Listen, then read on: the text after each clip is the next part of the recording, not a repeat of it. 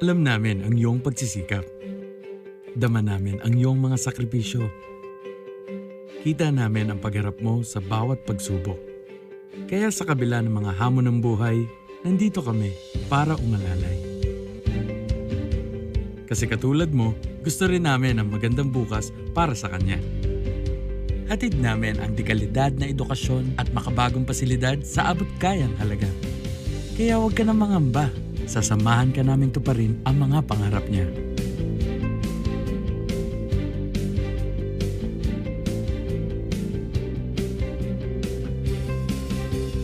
Maaasahan mong sulit dito ang mga pinagsikapan mo. Sa aming mga makabagong pasilidad at sistema ng edukasyon. Mailalabas natin ang aking talino at mga kakayahan niya. Kahit sa munting halaga, makakasiguro ka na makakasabay siya sa mabilis na pag-ikot ng mundo. Sa New Era, karamay mo kami sa bawat hamon. Kaagapay mo kami sa bawat hakbang. Kasama mo kami sa bawat ngiti at tagumpay.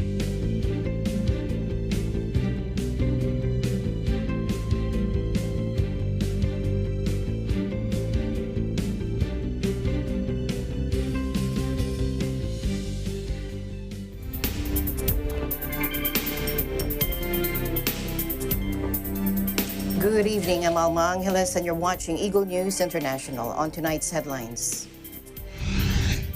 North Korea confirmed it had fired its most powerful missile since 2017. The Philippine National Police is looking into the claims of an assassination plot being hatched against former Senator and presidential aspirant Ferdinand or Bongbong Marcos Jr. One of the strongest winter storms in years brings snow and giant waves to Massachusetts, with floodwaters threatening coastal communities. And coronavirus restrictions in Metro Manila is set to ease starting tomorrow, February 1.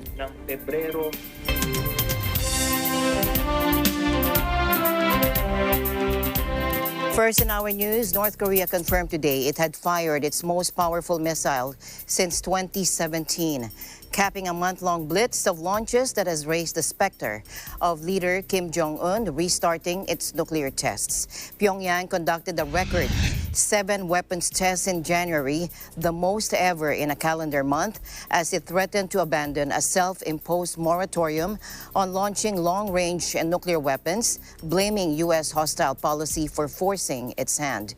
North Korean state media said Monday that the country had test-fired a Hwasong-12 intermediate-range ballistic missile, last launched in 2017, which is powerful enough to put the U.S. territory of Guam in range. South Korea and the U.S. responded to the launch with concerns that long-range missiles and nuclear tests could be next on Kim's agenda. South Korean President Moon Jae-in noted that the North was showing a similar pattern to 2017 when it raised regional tensions by launching intermediate-range missiles and following them up with intercontinental ballistic missile tests. In 2017, the launch of the Hwasong-12 was quickly followed by the test firing of the Hwasong-15, an intercontinental ballistic missile, which is powerful enough to hit the U.S. mainland, according to Hong Min of the Korea Institute for National Unification. Meanwhile, in neighboring South Korea, residents are reacting to these latest missile tests. Let's listen in. 충분히 할 수 있다고 생각해요. 뭐 미국이 떠든다, 뭐 한국이 떠든다 이런다고 해서 할 짓을 안 할 것도 아니고, 예. 뭐 주기적으로 할 것은 할 것이라고 생각해요. 막 어떻다라고 말씀을 드리기는 좀 쉽지 않은 것 같아요. 그러니까 위험하다고는 느끼지만 뭔가 지금 당장 뭐 전쟁이 일어나겠다 뭐 이런 생각은 들지는 않는 것 같아요. 그냥 또 저러는구나 정도일 뿐이지 사실 북한이 미사일을 자주 쏘잖아요 너무 그러니까 그런 뭐 특별한 감정을 느끼기엔 너무 이젠 어려운 것 같아요 일상적이라서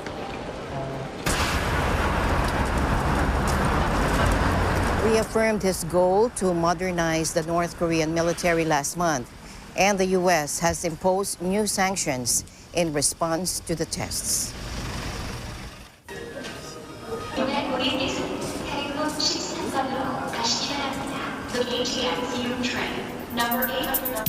In other news, the Kremlin on Monday denounced Britain's plans to target Russian companies with sanctions to deter Moscow from invading Ukraine and vowed to retaliate if need be. British Foreign Secretary Liz Truss said that London would unveil new sanctions legislation to widen the country's sanctions toolbox so any company of interest to the Kremlin and the regime in Russia could be targeted. This is a very worrying statement from London, not only for our companies, and this demonstrates a fair amount of unpredictability on the part of London and is a cause for serious concern for international financial structures that, according to Kremlin spokesman Dmitry Peskov, he called it an undisguised attack on business. Moscow will respond with retaliatory measures if Russian companies are targeted, according to Peskov. Relations between Russia and the West are at their lowest point since the Cold War, after Moscow deployed tens of thousands of troops on the border of Ukraine. The military buildup has prompted fears it's planning an invasion, spooking NATO and its members in the region, and prompting the Western alliance to explore bolstering its own deployments there. Meanwhile, Russia said Monday that Foreign Minister Sergei Lavrov will hold a telephone conversation with U.S. Secretary of State Antony Blinken at a time of heightened tensions between their countries over Ukraine. But Russian Foreign Ministry spokeswoman Maria Sharakova told reporters there were no plans for a face-to-face meeting. And the upcoming call is the latest in a flurry of diplomatic meetings between senior diplomats from Moscow, Brussels, and Washington over the conflict in Ukraine and disagreements over security concerns in Europe. Fears of an imminent Russian incursion in Ukraine have grown in recent days, despite denials from Moscow and pleas from Ukrainian President Volodymyr Zelensky to avoid stirring panic over the massive Russian military buildup on the border. The UN Security Council is also due to convene later Monday over the crisis, with Washington vowing to hold Russia to account if it attacks Ukraine, including by preparing sanctions in coordination with Western allies. Here in the country, the Philippine National Police is looking into the claims of an assassination plot being hatched against former Senator and presidential aspirant Ferdinand or Bongbong Marcos Jr., according to Chief General Leonardo Carlos. Take a look. We're open because our commitment is to secure everyone, and our commitment is for a peaceful election. In an interview with reporters at the PNP headquarters in Camp Crame, Carlos said police is gathering more information on the alleged assassination plot, a threat to the personal security of a presidential aspirant. Earlier, Department of Justice Secretary Menardo Guevara said the agency's Office of Cybercrime had received an online tip on the alleged kill plot. A post on TikTok that read, quote, "We are meeting every day to plan for BBM's assassination. Get ready," unquote, is circulating on social media last week. Guevara said the National Bureau of Investigation has initiated the probe, and the case has also been referred to the PNP Anti-Cybercrime Group. On Sunday, lawyer Vic Rodriguez, Marcos' spokesperson, commended the NBI for its swift and uncompromising response to uncover those behind this open threat to harm Marcos. Rodriguez also added that while the report on assassination plot is concerning, he said, "We are not covered or cowed by such threat," and that Bongbong will continue to personally deliver his message around the country with firm resolve to unify the nation. In other news, a freak tornado hit a province of Malaysia. The mini tornado damaged homes in the areas of Kampung Tawas and Taman Tasek Damai. To tell us more about this, here's Alfred Balmes joining us live from Malaysia. Hello, Alfred. Hi, Alma. Good evening. The state of Ipoh Perak, Malaysia, a large number of homes in Taman Tasek Damai and Kampung Tawas were damaged during a freak storm. Roof tiles were blown up while electricity poles were also felled during the 6:40 incident on Sunday, January 30. It is yet to be determined how many households were affected. According to some residents, has described the incident as being hit by a tornado. The resident said it was just drizzling, but the wind was very strong. It was first time that they had experienced such an incident. Mostly resident roof was badly damaged, and some residents says for about 50 years, they never seen anything like this before. Alma, today is Chinese New Year, but some residents, they don't know how to celebrate after this happened. Epo Barat MP Colasigaran advised residents to lodge police report. According to him, they can ask their state assemblyman to assist them to get aid from the state government. A Perak Fire and Rescue Department spokesman said they received a report at about 6:40 p.m. According to the spokesman, they received a report that trees were felled and houses damaged. No one is reported to be injured at this moment, and they are still monitoring the situation. Ipoh City Councilor Albert who said the Kampung Tawas Community Hall has been open to residents to seek shelter. He added that some of the elderly, they will have nowhere to go, while some will decline or will go to their relatives' house. He have requested the Welfare Department assistant to send some mattresses and also request Tinagaan National Berhad to repair the reconnect electricity to some houses as soon as possible.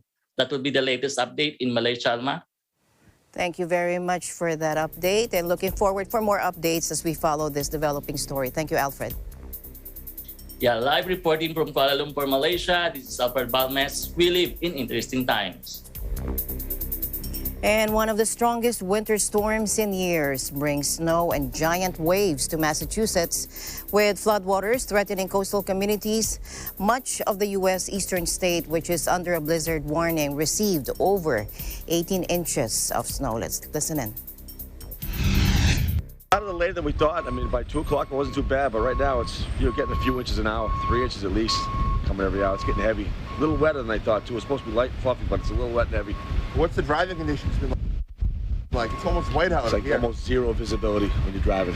I see. Well, I got a 8,000 watt generator, so that'll power most of the house. So prepared there, stocked up on food, water, all that stuff, so should be able to bear down for a couple days without power. Now, cold weather alerts were raised as far south as Florida, where the National Weather Service warned of scattered to isolated falling iguanas from trees as plunging temperatures temporarily paralyzed the large lizards, which can weigh up to 20 pounds. Residents in towns and cities across the eastern seaboard were also urged to avoid all unnecessary travel in the whiteout conditions. In Long Island, officials said a woman had been found dead in her car by a snowplow operator. 10 inches of snow had already accumulated on the island north of Manhattan, and regional train lines were also partially shut down. Salt machines and snowplows crawled along the streets of New York City, where city residents awoke Saturday to more than 4 inches of snow.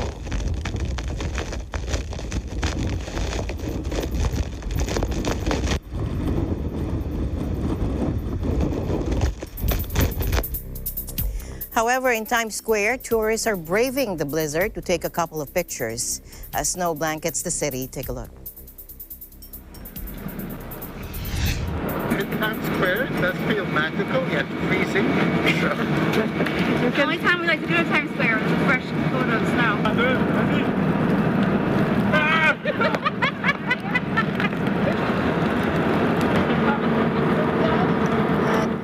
In the trendy Cobble Hill neighborhood in Brooklyn, the sidewalks were almost deserted and many businesses were closed.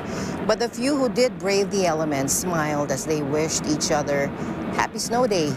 A state of emergency has been declared for New York and the neighboring state of New Jersey. New York Governor Kathy Hochul asked state residents to avoid unnecessary travel. And for people who had to travel, she urged them to fill their car gas tanks and keep supplies such as ice scrapers, blankets, and water in their vehicles.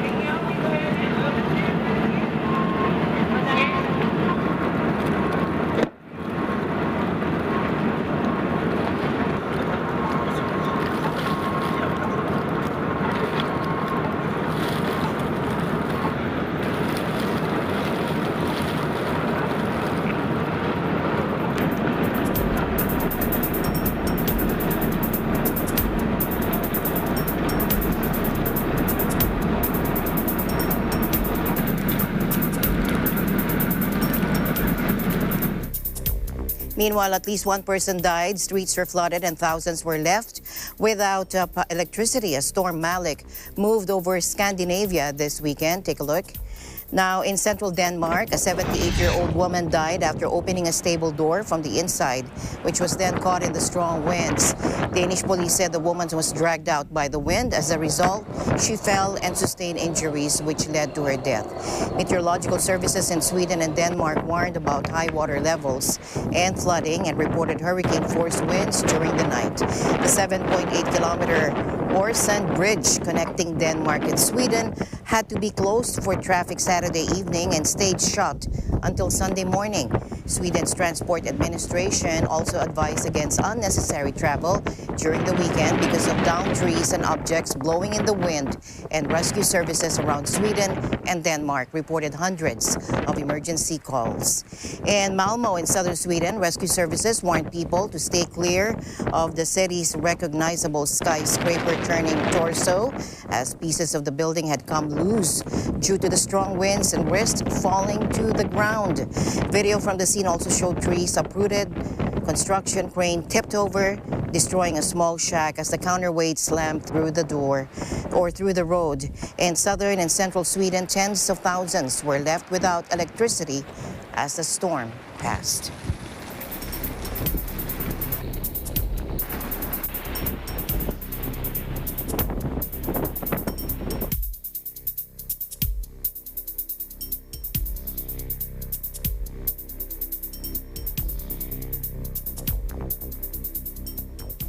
India's capital, New Delhi, is shivering through an unusually harsh bout of winter cold, blamed for killing scores of homeless people and leaving other hard-up residents struggling to keep warm. Take a look. India's Weather Bureau has told local media that Delhi's maximum daily temperatures have been between 2 and 6 degrees Celsius below normal most of January. Take a look. This situation is not normal because it is in fact very unusual for Delhi and North India. And in fact, this is going to be the order of the day. As per the reports that we are being part of the IPCC report, we see that these phenomena, both in the rise of temperature in the summer season, as well as the cold waves, these are going to be much more frequent. And also the severity of these events will be rising in future. The sprawling megacity's 20 million inhabitants are accustomed to year-round weather extremes, from blistering summer heat to torrential downpours and thick, toxic smog at the end of autumn. Still, the bracing chill and blustery rains this month have been an ordeal for many, with Delhi recording its coldest January day in nearly a decade. Sunil Kulmar, Alaria of the Center for Holistic Development, who has worked with Delhi's homeless population for decades, said the city has seen around 176 deaths from exposure to the cold so far this year.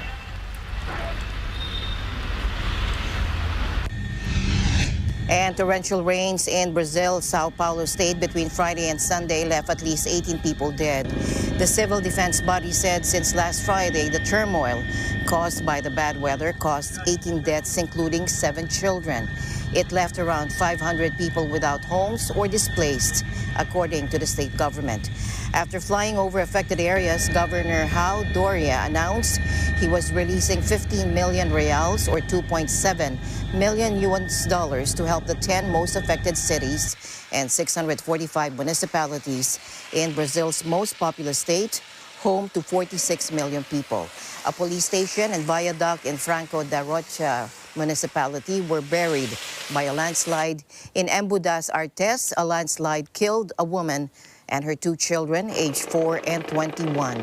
Heavy rains were also reported in the city of Sao Paulo, home to 12 million people, but without major incidents.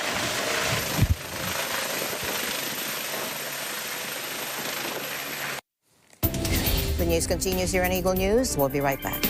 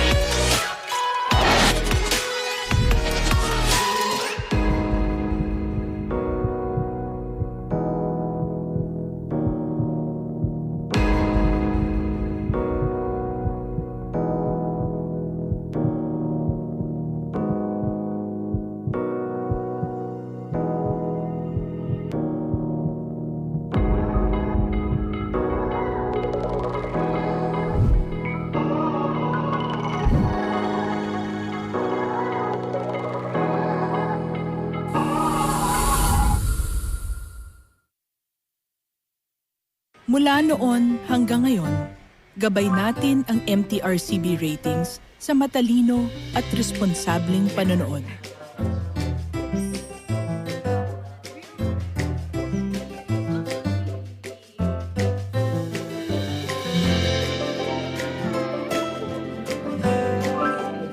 Sa tamang pagsunod sa MTRCB Ratings, ginagawa nating ligtas at makabuluhan ang panonood ng bawat miyembro ng pamilyang Pilipino. Lumipas man ang panahon, hanggang may pamilyang Pilipino, andyan ang MTRCB.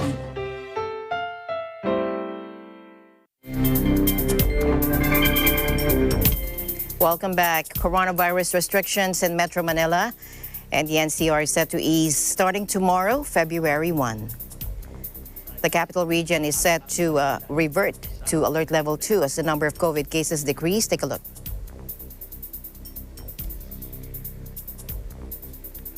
Seven other provinces will also be placed under the more relaxed alert level. Under alert level, more businesses will be allowed to open with a higher operating capacity. Let's listen in.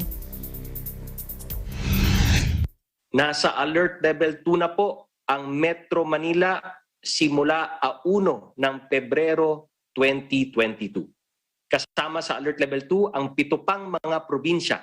Ito po ay ang Anes, Bulacan, ang Cavite at ang Rizal sa Luzon, ang Biliran at Southern Leyte sa Visayas, at ang Basilan sa Mindanao.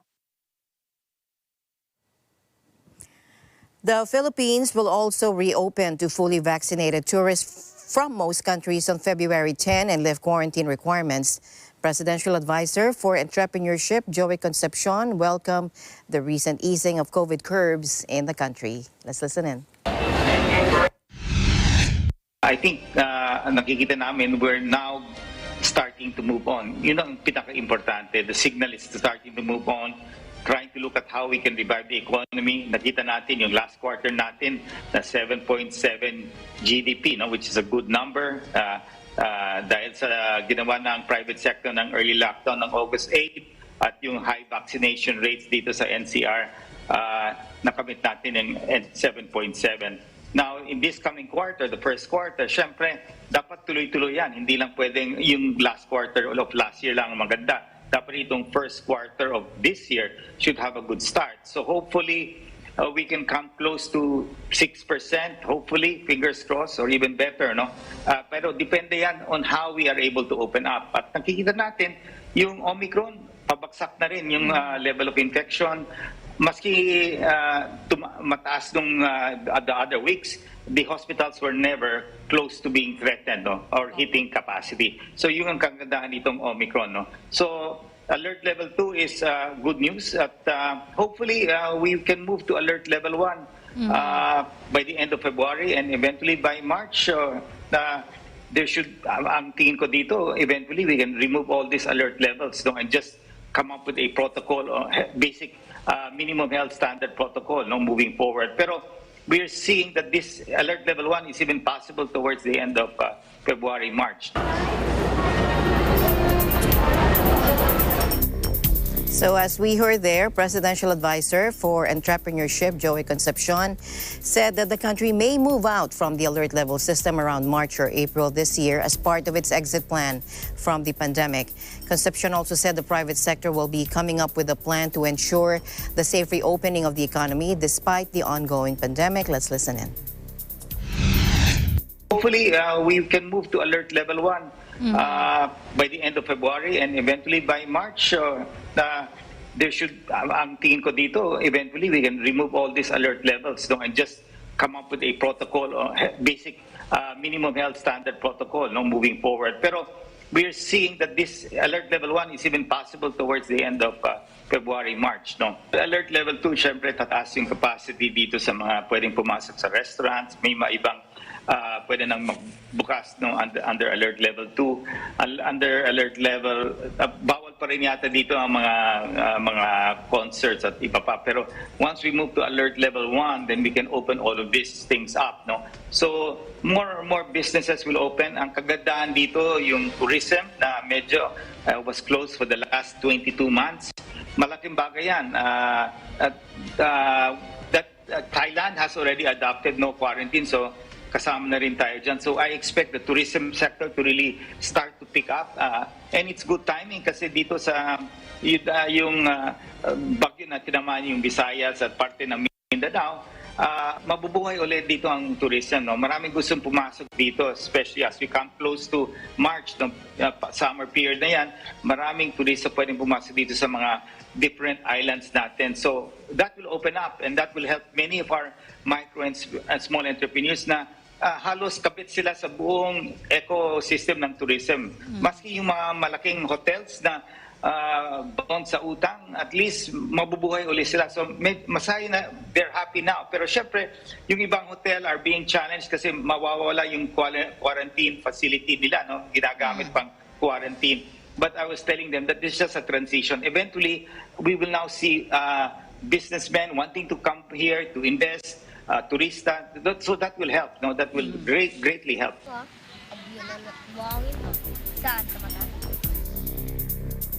Meanwhile, Japan's self-defense forces reopened a mass vaccination site in Tokyo. From our EBC Japan Bureau, here's Dennis Liu. Japan's self-defense forces reopened a mass vaccination site in Tokyo as the country battles record infections fueled by the Omicron variant.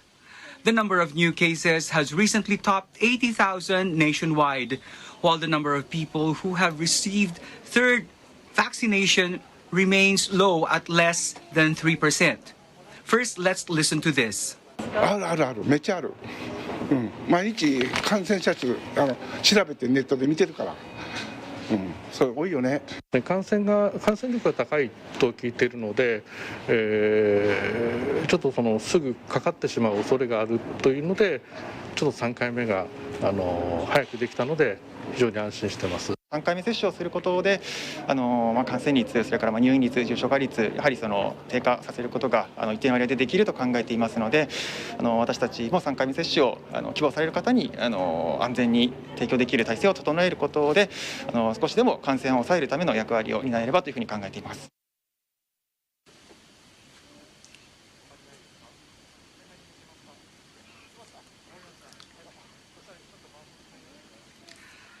The center, however, is unlikely to contribute drastically to accelerating the pace of inoculations. Capacity is initially limited to 720 slots per day, much fewer than the 10,000 available at the same venue from May to November last year. On top of that, there's an elevator in the aging facility that's out of order and that's reducing available space to one floor. Prime Minister Fumio Kishida visited the center today. The Prime Minister said the central government is not planning to put Tokyo under a full state of emergency at this point, even though the hospital bed occupancy rate for COVID-19 patients was nearing a 50% threshold put forward by the Tokyo Metropolitan Government for considering making such request. The Tokyo and Osaka venues will be open from 8 a.m. to 8 p.m. every day. Those who want to receive the shots need to have vaccination tickets issued by local governments. They can place their reservations on designated websites. Severely ill COVID-19 patients was only at 4.5%. Bed occupancy rate was 48.5% as of Sunday. Kishida also urged people who are eligible to get booster shots as soon as they can. He encouraged them to get Moderna shots. He also stressed the safety of the mix and match approach for people who receive Pfizer shots in their first and second doses. The Tokyo Center will expand slots to 2,160 on February 7, while an Osaka mass vaccination center will start operation on the same day with 960 slots per day. This is the latest for now. Reporting from Tokyo, Japan, this is Dennis Liu. We live in interesting times. To Australia now, where students are returning to public schools across Canberra for face-to-face classes with coronavirus safety plan in place. Reporting from Australia, here's LeBron Fider. LeBron. Students are excited on the first day of classes in Canberra, Australia. Despite the level of transmission of COVID-19 in the community, the face-to-face classes pushed through. Some of the students in Canberra College are looking forward to meet and greet their classmates. I'm excited and nervous. I'm kind of worried, COVID and lockdown happening again, but hopefully that doesn't happen. But, I'm just overly excited for this new year. Earlier, the Australian Capital Territory government released the details of how all school students will return for Term 1 2022. Students will be returning on campus for face-to-face learning in Term 1 with Year 11 students starting today, January 31st, and Year 12 students on February 1st, as planned. According to the ACT Education Directorate Director General Katie Hare, each school will have its own COVID safety plan in place, tailored to the individual circumstances of the school environment, staffing arrangements, and student cohort. These plans are based on refreshed ACT health guidelines that have been endorsed by the Chief Health Officer and apply to all school settings, outlining risk mitigation strategies that have been developed and refined to enable our schools to manage cases as they arise and, where possible, avoid closures, she added. Many of their measures in their back-to-school arrangements for Term 1 are very similar to the measures that were in operation in schools during Term 4 of last year, and it includes rapid antigen tests, 2 per week for all school-based and early childhood education, care staff, and preschool to Year 12 students, compulsory use of masks, cohorting of children and staff, maximizing outdoor learning and ventilation in classrooms to ensure good circulation of fresh air, and many others. This is LeBron Fider, Canberra, Australia correspondent. We live in interesting times. Thank you, LeBron. Meanwhile, many people in mainland China and Hong Kong will be spending the Lunar New Year at home this year instead of returning to their hometowns due to strict COVID travel regulations in place. China is one of the few places left in the world still pursuing a zero-COVID strategy, putting a dampener on the annual mass migration. Let's listen in. Of course, it's a very frustrating if I cannot see my families, but I study overseas. I get quite used to the situations, to be honest. But I still hope that the border can open soon, and then I can see my families and also other friends in different places. If these things a breakout, it's really hard to control, and there will have a lot of costs on it. So that's why I think I support the policies. I haven't seen my family in 2 years, so obviously that's been quite a while. But at the end, it's been safer for me not to see them because of catching infections on planes, and if I catch an infection in the UK and come back to Hong Kong, then obviously that causes infection here. So it's difficult, but video phones have been learnt by grandmas and aunties. Obviously it's not the same, but it's just the way we've dealt with it. In normal times, millions of people return to their hometowns to visit their families. But this year, many are staying put after Chinese authorities discouraged travel to curb the spread of the Omicron variant. In other news, music streaming giant Spotify announced it would start guiding listeners of podcasts discussing COVID-19 to facts about the pandemic after artists, including Neil Young, pulled their songs from the platform in anger at misinformation. The artists, also including Joni Mitchell, last week demanded that Spotify remove their music or drop podcaster Joe Rogan after a call from medical professionals to prevent Rogan from promoting several falsehoods about COVID-19 vaccines. Take a look. Joe Rogan is arguably probably the most, if not one of the most listened to podcasters. He built that audience very much over time, very much organically through YouTube, through these very extensive, very long interviews. I think people, really gravitated toward his interviewing style. And so over time, he's become a really influential figure in this space. There's a misinformation challenge tied to Joe Rogan in particular, but there's also a broader misinformation problem, I think, in this entire ecosystem that is a lot more challenging simply because it is so decentralized. And there isn't really one platform. There isn't really one player involved who can take the lead in moderating. It's very decentralized. You basically could be playing effectively whack-a-mole.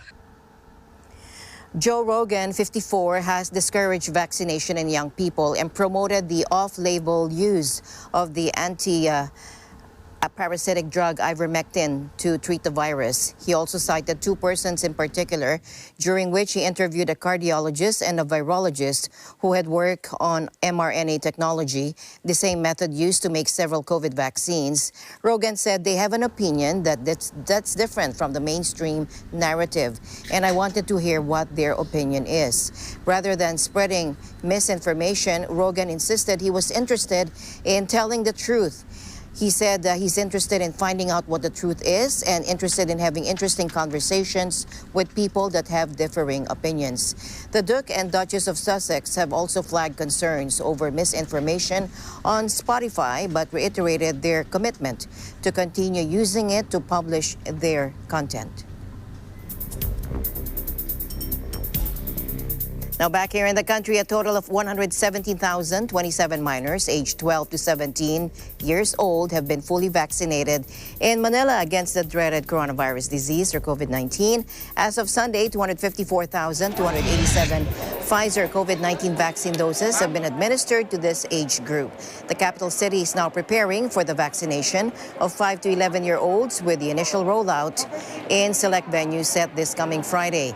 The newly renovated Manila Zoo will be one of the 6 initial sites, while the Bagong Ospital ng Maynila is also ready once needed. The Manila Health Department was informed the low-dose Pfizer vaccines for the youngest age group will arrive on February 2. Staying in the Philippines, the number of new infections and active cases of COVID-19 has declined Monday, with the Department of Health reporting 14,546 new cases. The DOH Daily COVID-19 Bulletin showed that active cases is now at 190,818 as compared to Sunday's 202,604. Of the active cases, 177,584 were found to have mild symptoms, 8,239 asymptomatic, 3,126 moderate symptoms, 1,540 severe symptoms, and 329 in critical condition. A total of 112 new deaths were also reported, up from Sunday's 20, with the country's total at 54,003 or 1.52% of all known COVID-19 cases. In other stories making headlines around the world, Portugal's ruling socialists unexpectedly won an outright majority to govern solo after snap elections on Sunday that also saw the far right make huge gains. The results paved the way for a stronger government under Prime Minister Antonio Costa as the country tries to boost its tourism-dependent economy, which has been badly hit by the pandemic. Let's listen in.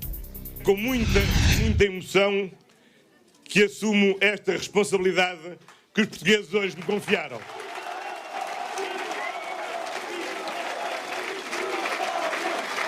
Esta foi uma vitória da humildade, da confiança e pela estabilidade.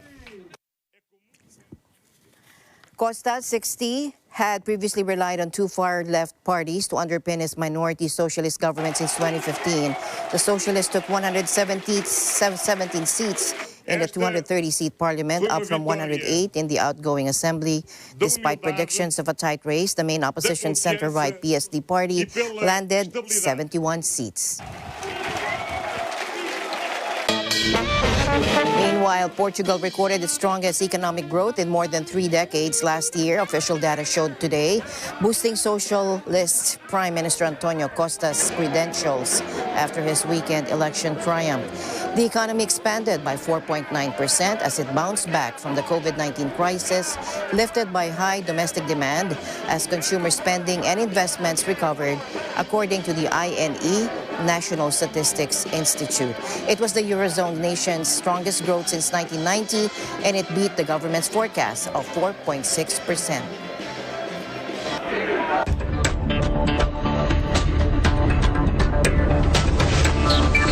India's beleaguered national carrier landed back in the hands of its founders Thursday, decades after it was nationalized and following years as a monumental burden on the public purse.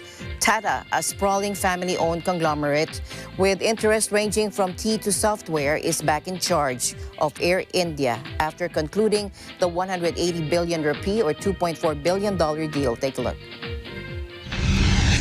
And the airlines and aviation industry is an industry where margins are razor thin, and there are a large number of challenges that require very quick and agile decision making, which isn't always possible in the government system with the checks and balances and processes and so on. So for the aviation industry, you're going to have a player that is being well run, will be eventually adequately capitalized, will be profitable. It's important for competitors to be profitable so that they can truly compete. What they didn't have, they will now get from Air India, which is the reach, the landing rights, the parking slots and so on across the world. So suddenly they will be able to significantly have much wider reach. There'll be issues about the age of the aircraft, their maintenance. There'll be issues around staff. What are they going to do with the staff and so on? So there are many challenges, and then of course the pandemic and the slump and its impact on the aviation industry across the world doesn't make things easier at all. The Bangko Sentral ng Pilipinas and the Commission on Elections today signed an agreement to safeguard the source codes for automated election system that will be used for the elections in May this year. Take a look.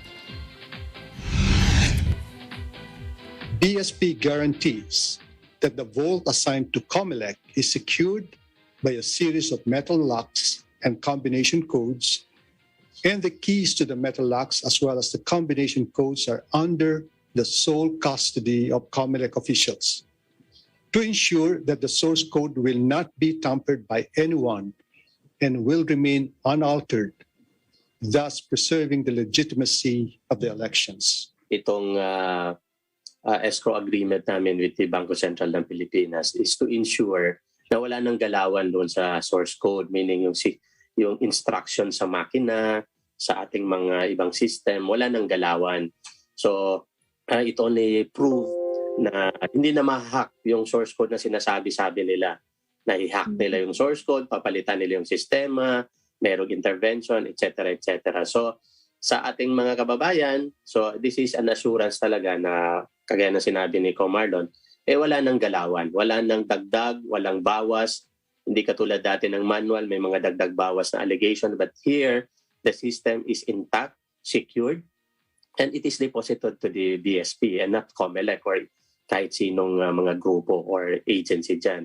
And alam naman natin kung gaano ka-stricto ang Bangko Sentral ng Pilipinas. So, this is why, Tina, it is really an assurance to the public na kung ano yung source code na na-review, yun na yun. Wala nang galawan. So, it is really an assurance na safe po ang ating sistema at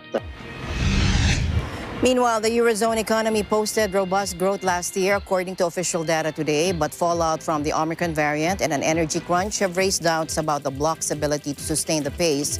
While historic, the 5.2% expansion fails to gain back all the ground lost to the crash suffered in 2020 when the first shock of the coronavirus pandemic saw the Eurozone contract by a cataclysmic 6.4%. Analysts said the rebound in Europe showed strong divergences, especially late in the year. We go now to sports.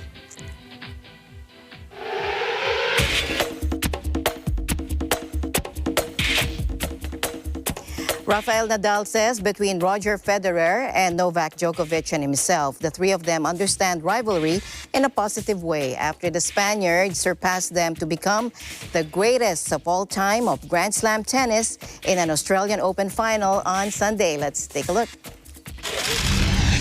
I was trying to sleep a little bit, but it was super difficult tonight. But yeah, the satisfaction is just impossible to describe. No, tired.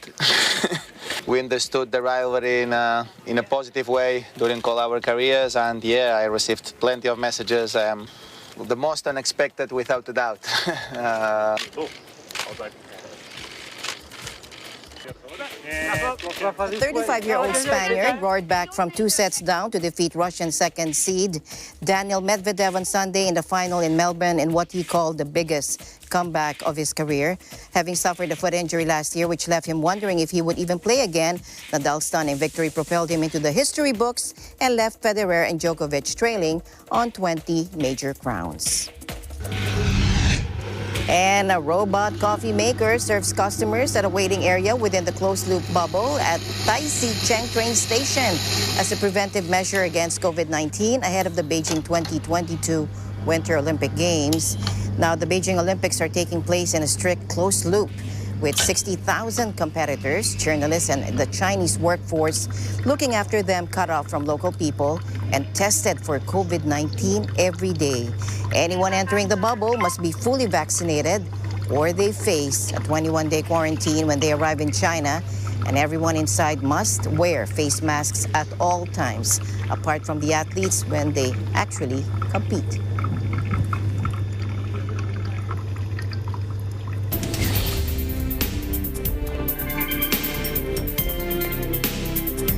As always, I'll end the day on a thoughtful note. Our ability to look back and smile at our past is proof that God's plan is to keep us moving forward.